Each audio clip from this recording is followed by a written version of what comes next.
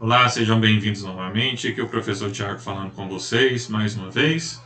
E hoje nós iremos falar sobre seleção natural. Nas aulas anteriores nós falamos sobre teorias evolutivas. Na aula anterior nós falamos sobre a biogênese, geração espontânea e biogênese. E hoje então seleção natural, que é um legado deixado pelo darwinismo. Lembrando que seleção natural é o evento onde o indivíduo mais bem adaptado ao ambiente tem mais chance de sobreviver. Tendo mais chance de sobreviver, tem uma maior chance de reproduzir e passar as características vantajosas para o ambiente para seus descendentes.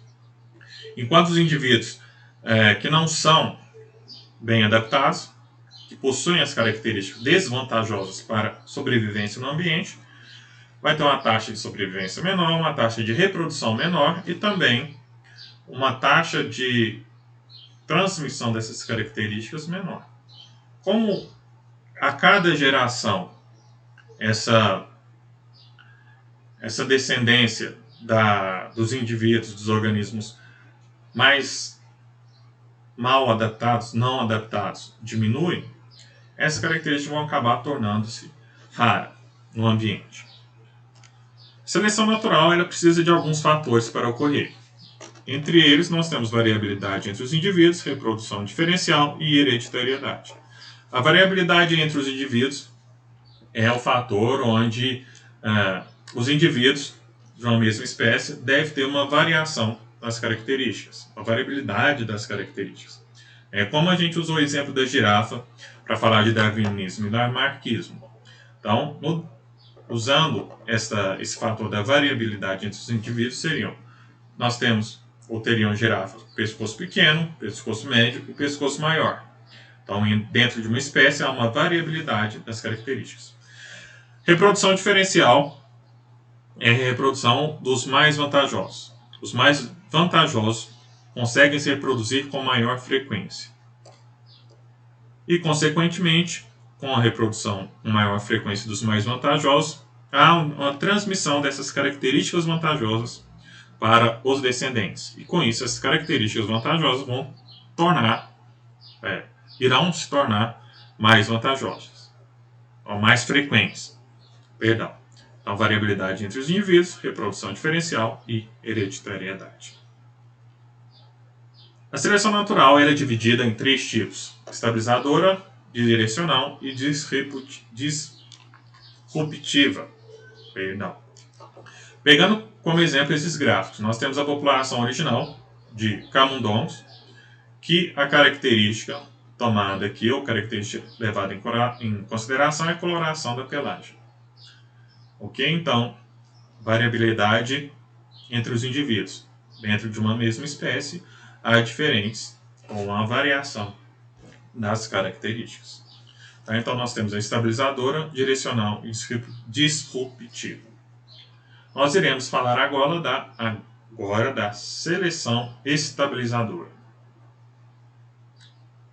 A seleção estabilizadora é a seleção que favorece os indivíduos que possuem características ou fenótipos intermediários.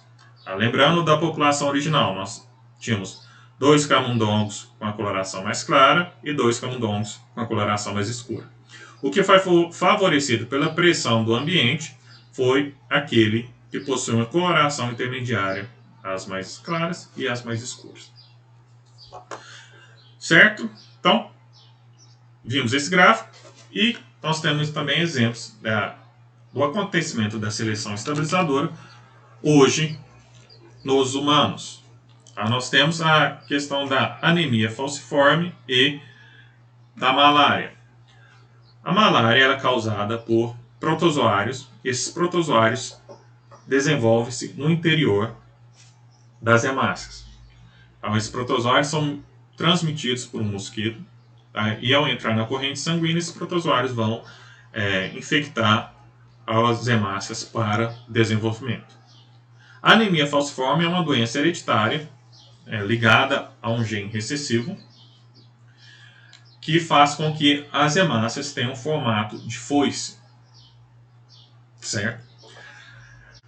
Como a hemácia tem um formato de foice, ela vai ser um empecilho, um obstáculo para o desenvolvimento dos protozoários, porque eles não vão conseguir ou não vão ter muita vantagem em infectar uma célula assim. Tá? Então, as células de indivíduos com anemia falciforme possuem formatos de foice e também formatos normais. Tá? Na África, há uma correlação direta entre anemia falciforme e a ocorrência da malária. Indivíduos heterozigotos que possuem um gene dominante e um gene recessivo para anemia falciforme, eles são mais resistentes à infecção da malária. Então, eles desenvolvem pouco a doença. E como eles desenvolvem pouca doença, eles estão mais bem adaptados, eles são favorecidos pelo ambiente, por essa característica. Então, a malária iria acometer os extremos, os homozigotos, no caso da anemia falciforme, vamos dizer, o homozigoto dominante e o homozigoto recessivo. E o homozigoto intermediário teria uma certa proteção, teria condição de sobreviver, de reproduzir e transmitir essas características para seus descendentes. Outro tipo de seleção estabilizadora é a questão do nascimento dos recém-nascidos. O peso ideal para os recém-nascidos saudáveis é entre 3 e 4 quilos. Aqueles prematuros que nascem abaixo de 3 quilos e aqueles que possuem mais de 4 quilos, a chance de sobrevivência é muito menor. Antigamente era assim. Mas hoje, com a melhora na ciência, com a melhora nos cuidados aos prematuros e também aos cuidados com aqueles acima do peso, essa seleção ela foi relaxada, vamos assim dizer. Vamos dizer, não existe. Tá? Então, aqueles recém-nascidos abaixo de 3 quilos, prematuros, hoje a gente tem incubadora, tem o teu neonatal, que cuida desses recém-nascidos prematuros. E aqueles acima de 4 quilos, aqueles que possuem um peso maior, hoje tem a cesárea. Então, essa seleção estabilizadora ela foi relaxada por conta dessa melhoria na ciência. Outro tipo de seleção é a seleção direcional.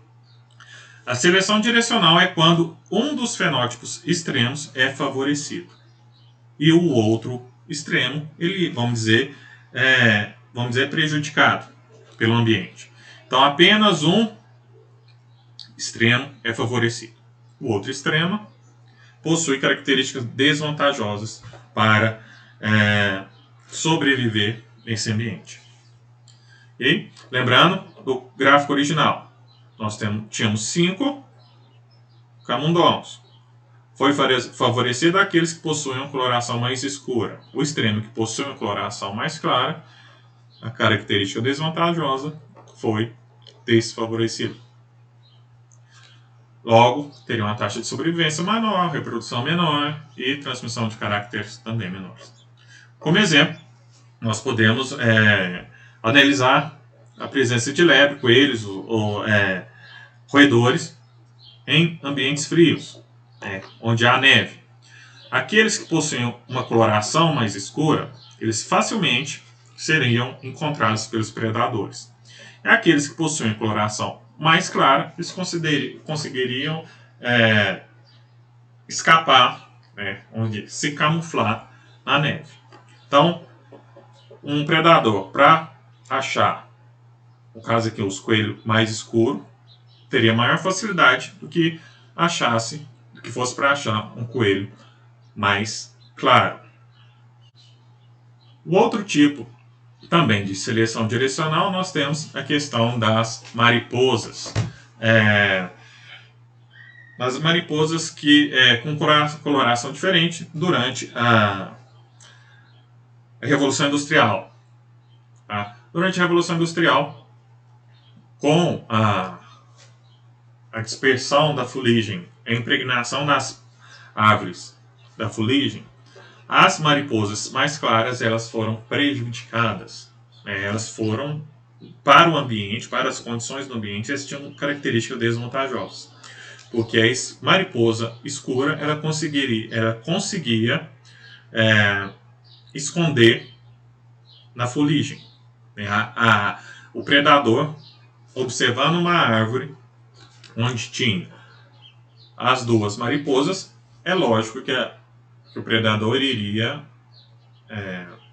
predar a mais clara, a branca, porque ela se destacava na fuligem das árvores, enquanto a escura ela não se destaca, como eu já exemplifiquei na primeira aula, falando sobre darwinismo.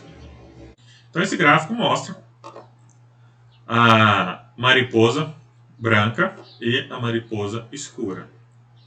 Então, à medida que a Revolução Industrial foi acontecendo, a dispersão das fuligens foram acontecendo, foram escurecendo o ambiente, escurecendo as árvores, houve uma queda das mariposas mais claras, porque elas começaram a se destacar na fuligem, e houve um aumento das mariposas mais escuras.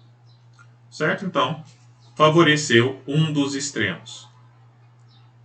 Seleção direcional. Outros exemplos de seleção direcional nós temos resistência bacteriana e salmão rosado. O salmão rosado ele é pescado por rede e eles observaram que está acontecendo uma diminuição no tamanho dos indivíduos dessa espécie, do salmão. Eles observaram que os indivíduos maiores eles são facilmente capturados pelas redes, enquanto os menores eles não são capturados. Então a característica vantajosa nessa situação seria ter um tamanho menor. A desvantajosa, ter um tamanho menor. Então qual que vai ter maior chance de sobrevivência? Maior ou menor? Menor. Como o maior, característica desvantajosa, tem menor chance de sobrevivência, tem menor chance de reprodução. Se tem menor chance de reprodução, vai ter poucos descendentes com essa característica. O que não vai acontecer com o salmão com tamanho menor. Vai ter maior chance de sobrevivência, vai ter maior frequência de reprodução e também vai ter maior frequência de descendentes. Ao ponto de que pode acontecer algum dia de não haver mais salmão com tamanho maior e somente do tamanho pequeno. O tamanho maior vai ser considerado uma característica rara.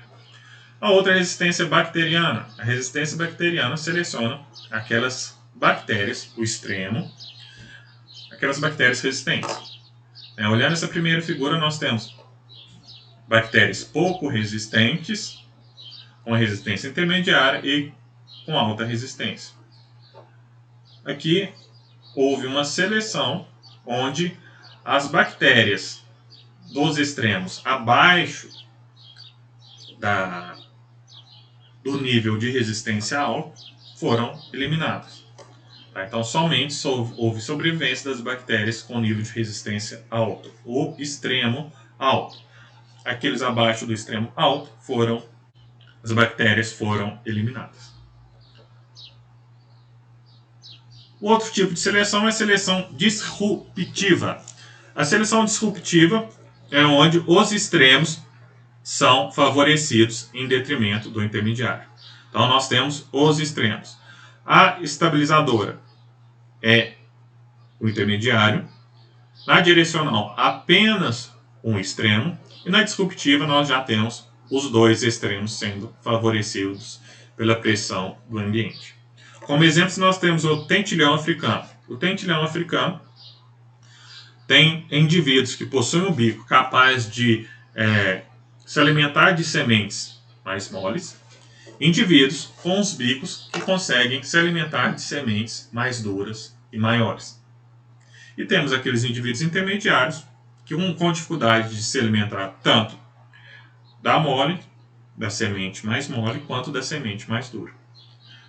Então, os indivíduos do extremo, aquele que possui um bico para se alimentar de semente mole e aquele para se alimentar com semente escura, são favorecidos. E aquele que ficou no meio do caminho é eliminado com o passar do tempo, com o passar das gerações. Tá? E este intermediário possui uma característica desvantajosa. E o outro exemplo seria a Passerina moena, né, que são exemplos de aves. É uma espécie de ave onde os indivíduos possuem uma coloração azul turquesa, uma coloração escura, e uma coloração amarronzada e um intermediário. Os indivíduos de coloração turquesa, eles são mais agressivos, mais atraentes e também eles são melhores em conseguir território e, consequentemente, conseguir fêmea para reprodução. Os indivíduos amarronzados, eles geralmente são ignorados pelos indivíduos mais agressivos. Tá? E por serem ignorados, eles conseguem invadir um território e também conseguir as suas fêmeas para a reprodução. Já os indivíduos intermediários, que não são muito agressivos, que não são muito atraentes, eles são notados pelos indivíduos, pelos machos do azul turquesa, os indivíduos mais agressivos. E como eles são notados, eles não conseguem, eles não podem viver no ambiente, no território.